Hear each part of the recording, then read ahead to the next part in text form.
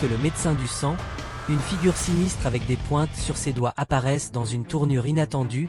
Nomak se libère, se jette sur la femme et la tue avec force brutale. Il jette un officier contre le mur, le maîtrisant facilement. Nomak puis s'adresse à une caméra livrant un message effrayant avant de se retourner contre le docteur en le tuant également, pendant que Blade commence à raconter en expliquant comment il est un des walkers capable de se déplacer entre les mondes humains et vampires, alors qu'il parle des flashbacks du passé de Whistler qui font surface, nous rappelant que Whistler est désormais devenu la chose même qu'il méprise. La scène se déplace vers Blade entièrement équipé, attachant ses armes alors qu'il se prépare pour les batailles à venir. La lame actuelle est à la poursuite d'un groupe de des vampires, leur tire dessus alors qu'il fuit, alors qu'ils tentent de s'échapper sur leur moto. La lame se déplace rapidement en tirant un bal qui abale un d'eux, voyant les autres courir vers lui. Il lance rapidement une arme en argent provoquant un vampire s'écrase sans manquer un battement. La lame saute sur un autre, le tuant sans effort. Finalement il coince le dernier, l'interrogeant sur l'endroit où se trouve Whistler avant de mettre rapidement fin à ses jours ailleurs. Un groupe d'hommes font la fête jusqu'à ce qu'un coup inattendu à la porte les interrompe. Sa lame éclate et il continue son implacable chasse en tuant les hommes à l'intérieur au milieu du chaos. Il est attaqué par plus de vampires utilisant sa lame de couteau, affronte plusieurs ennemis à la fois en montrant ses extraordinaires compétences de combat en poignardant et en éliminant chaque attaquant avec une lame de précision. Il entre dans une autre pièce où il découvre un homme à l'intérieur d'un tube de confinement et libère l'homme, révélant que c'est Whistler, son vieil ami Blade, qui porte Whistler sur ses épaules et le conduit jusqu'à une installation secrète.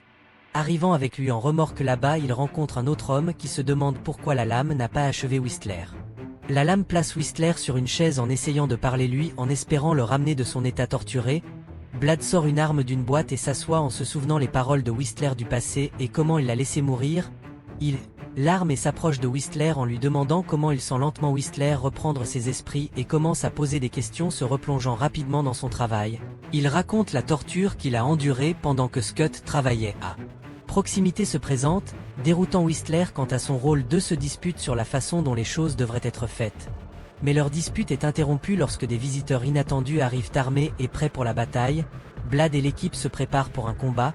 Soudainement des personnages ressemblant à des ninjas s'infiltrent silencieusement dans l'installation. Une rafale de coups de feu éclate, mais Blade les engage bientôt dans un incroyable combat à l'épée. La compétence affichée est stupéfiante avec les attaquants Blade et Mast montrant une capacité inégalée. Blade parvient à porter un coup sur l'un d'eux mais est bientôt rencontré par l'autre, ce qui en fait une bataille inégale. Le combat continue avec leurs épées s'entrechoquant dans un brillant dos et enfin, les personnages masqués s'arrêtent et révèlent qu'ils ne sont pas là pour un combat mais pour une trêve. Eux-mêmes comme Assad et Nissa expliquant qu'un nouvel ennemi dangereux est en train de surgir. Ils disent à Blade que la seule façon de combattre cette menace est de faire équipe car il est dans leur intérêt de travailler ensemble en acceptant qu'ils prennent un hélicoptère ensemble et se moquent de Blade car il a accepté sans plan. Blade révèle la sangle c'est qu'à lui-même, les rendant deuxième deviner sa capacité. Ils arrivent à un endroit et entrent en groupe en voyant la technologie dont ils disposent tout en rencontrant leur patron Ellie. Il accueille Blade et aussi rencontre leur avocat Carl tout en le remerciant d'avoir éliminé Deacon, expliquant les nouveaux prédateurs en jeu. Blade regarde le band de NOC et comment il a évolué au fil des années. Le groupe dit à Blade qu'il doit être arrêté sinon les humains le feront souffrir aux mains de la nouvelle lame de création. Accepte à contre-cœur de faire équipe avec le Blood Pack, un groupe de vampires d'élite entraînés pour le tuer. Composé de Lihammer, Prêtre Verin, Bonhomme de Neige, Chupa et Reinhardt. Mais les membres du groupe de sang sont loin d'être heureux d'être dirigés par le Daywalker. Ils se préparaient autrefois à traquer les tensions. Ron aille surtout avec Reinhardt qui défie ouvertement l'autorité des lames pour s'assurer que leur coopération avec la lame prenne une tournure drastique. Mesure, il plante une bombe de nitrate d'argent avec l'aimable autorisation de Goutte à l'arrière de la tête de Reinhardt avec la lame tenant là. Le détonateur de la bombe est configuré pour exploser si quelqu'un tente de le manipuler, ne laissant à Reinhardt d'autre choix que de le suivre. Le chef de Blade rejoint par les vampires Assad et Nissa, la fille du vampire Overlord Amino. Blade et le sang, la meute commence sa chasse à Nomak, le chef des faucheurs, une nouvelle race de vampires plus dangereuse que toutes celles qu'ils ont connues. Confrontés avant de commencer en jalonnant les endroits où les vampires sont connus pour se rassembler, y compris les banques de sang et maisons sur ces endroits attiraient également les faucheurs qui se nourrissent de vampires ainsi que d'humains. Leur première cible est la Maison de la Douleur, un ancien hôtel transformé en refuge pour vampires. Le bâtiment abrite environ 200 à 300 vampires qui sont engagés dans une scène chaotique et sauvage de danse et d'alimentation du pack de sang se déplace prudemment à travers le bâtiment à la recherche de signes de Reaper. Le groupe s'est séparé en essayant de trouver des indices alors que nous voyons Reinhardt toujours en train de tenir une rancune envers la lame Nyssa. D'autre part, traverse un endroit abandonné et voit une échelle grimper pour chercher des Reapers pendant que Scott est assis. La camionnette s'amuse à manger de la nourriture pendant que le groupe fait tout le gros du travail pendant ce temps. Assad repère le nombre Ma, qui disparaît comme une lame fantôme, entre également dans une pièce avec Nyssa la trouvant vide juste avant l'aube. Leurs soupçons sont confirmés. Scott commence à paniquer lorsque Whistler disparaît toujours à la recherche de Nyssa, est attrapé par Nomak qui la couvre-bouche alors que les faucheurs commencent à émerger du sous-sol et en quelques instants, la maison se transforme en champ de bataille.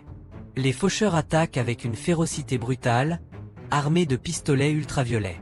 Le pack de sang parvient à tuer plusieurs faucheurs, mais leur victoire est de courte durée malgré tous leurs efforts. Les faucheurs se montrent incroyablement résistants, avec Nomak lui-même s'échappant même après avoir été injecté avec Eda, un anticoagulant conçu pour détruire les vampires. Dans le chaos, Prêtre est mordu par l'un des faucheurs.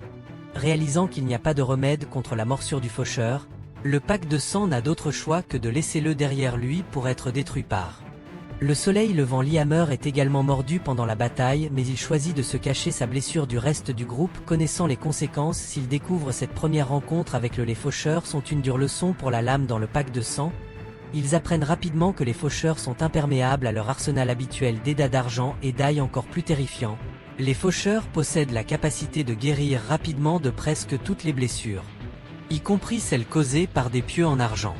Dans leur cœur, Blad réalise qu'ils sont confrontés à un ennemi bien plus redoutable qu'ils ne l'avaient prévu et les faucheurs ne seront pas faciles à vaincre. Pendant ce temps, de retour au conseil, Damino reçoit des nouvelles troublantes de sa part. L'avocat Conan qui informe le vampire Overlord de la mort du prêtre lors de l'attaque des faucheurs et prévient que la situation devient de plus en plus dangereuse. Il exprime son inquiétude quant au risque que représentent les Damino à l'extérieur de la chambre des pins. Blad arrive sur les lieux et évalue le faucheur qu'ils ont capturé tout au long de la situation. Qu'il théorise que le corps du faucheur, après avoir passé plusieurs heures sans se nourrir, a commencé à se consumer de l'intérieur. Le métabolisme nécessite une alimentation constante et sans nourriture. Il commence à se détériorer rapidement avec le faucheur au bord de la mort. Nyssa saisit l'occasion de procéder à une autopsie dans l'espoir d'en apprendre davantage sur leur biologie et vulnérabilité. Lors de l'autopsie, Nyssa découvre que les faucheurs possèdent une langue barbelée qui délivre une toxine nerveuse paralysant leurs victimes pendant qu'elles se nourrissent. Un examen plus approfondi révèle que les cœurs des faucheurs sont enfermés dans une couche protectrice d'os, rendant presque impossible de percer leur cœur avec un pieu, ce qui explique pourquoi les méthodes traditionnelles pour tuer les vampires se sont révélées inefficaces contre eux. La seule faiblesse connue des faucheurs est leur vulnérabilité à la lumière du soleil et aux rayons ultraviolets UV.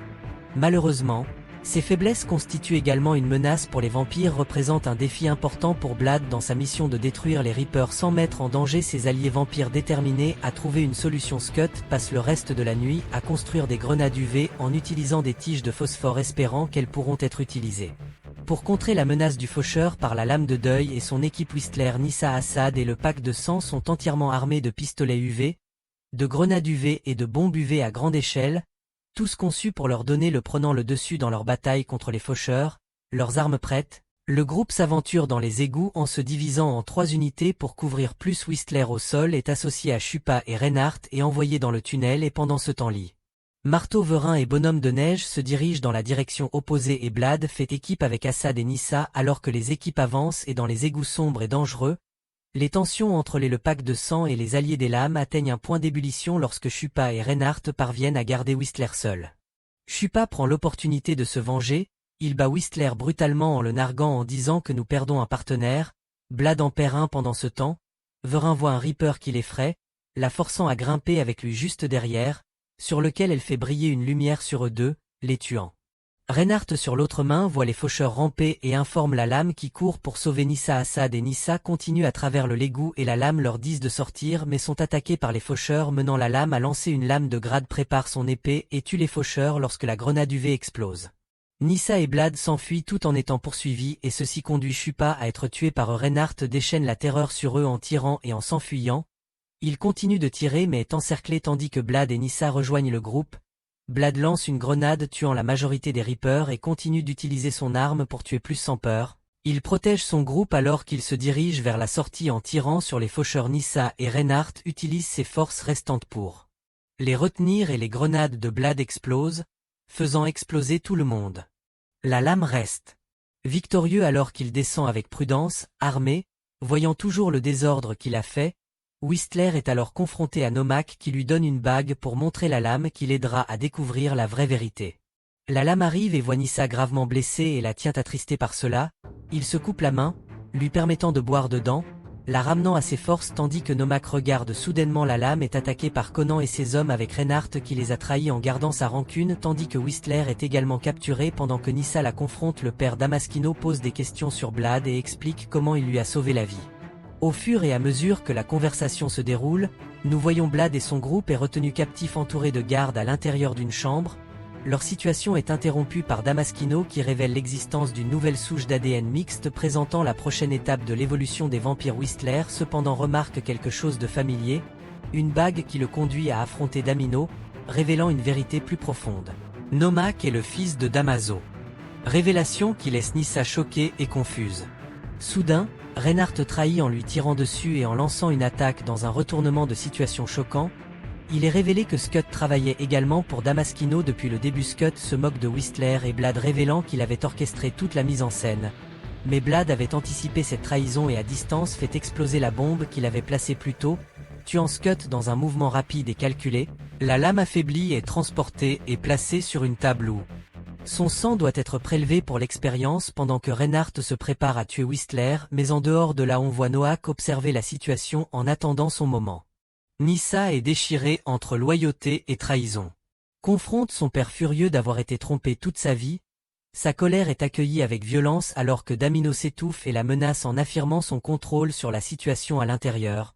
La lame reste attachée à la table alors que Conan et l'un des subordonnés de Damaskino l'interroge à propos de Nomak. À ce moment précis Nomak commence son assaut en coupant sans effort abattre plusieurs gardes dans sa rage alors que le chaos s'ensuit. Whistler parvient à échapper à ses contraintes en profitant de la confusion. Il attaque Reinhardt et tire sur Conan, libérant Blade de sa captivité bien que la lame soit toujours. Whistler, inconscient, le pousse à se lever en essayant de le motiver alors que la bataille fait rage pendant que la colère de Non laisse un traîné de destruction alors qu'il continue son saccage, achevant sa dernière victime avec un rugissement de colère. Il se fraye un chemin vers Damino qui est maintenant entouré de gardes malgré tous leurs efforts.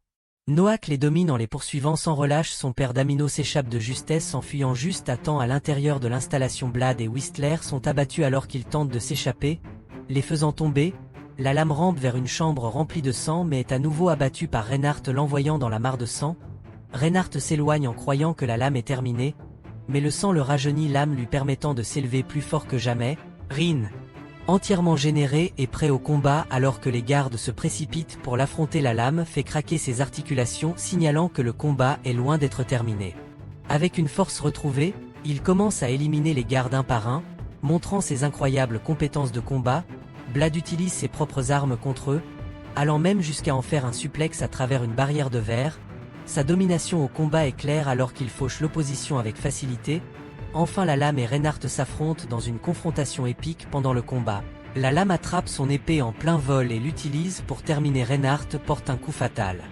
En signe de clin d'œil au retour de la lame imparable, Whistler lui lance son emblématique des lunettes de soleil signalant que la lame est de retour en pleine forme alors que Whistler tire dans la chambre où la lame se tient debout, prête pour quoi qu'il arrive ensuite. En attendant, Nyssa continue de s'enfuir et enferme Damino à l'intérieur du bâtiment et lui dit ceci est revenge. Au même moment où Nomak arrive enfin sur le point de prendre ce qu'il veut, mais le père essaie de manipuler lui avec ses mots disant qu'il sera guéri. Il le serre dans ses bras comme l'un des siens, mais Nomak étant trop intelligent lui mord le cou tuant Damaso lentement et terriblement pendant que Nyssa le regarde rendre son dernier souffle. Nyssa dit ensuite à Nomak d'en finir. Et il commence à la mordre mais est arrêté quand BL arrive. Il plonge sur Nomak le poignardant le laissant dans la douleur. Commencer à avoir un tête-à-tête coup pour coup en essayant de dominer l'autre lame est lancé par Nomak nous montrant comment motivé il est alors qu'il saute en essayant de tuer la lame. Il tient la lame en essayant de le briser mais est lui-même frappé par l'âme. Il inverse ensuite cela et il recommence à se battre debout. Nomak lance un objet sur son adversaire, le forçant il tombe et voit une arme que Nomak va pour l'achever prêt à le mordre mais s'arrête aussitôt que la lame le transperce directement à travers les organes finissent par prendre le dessus.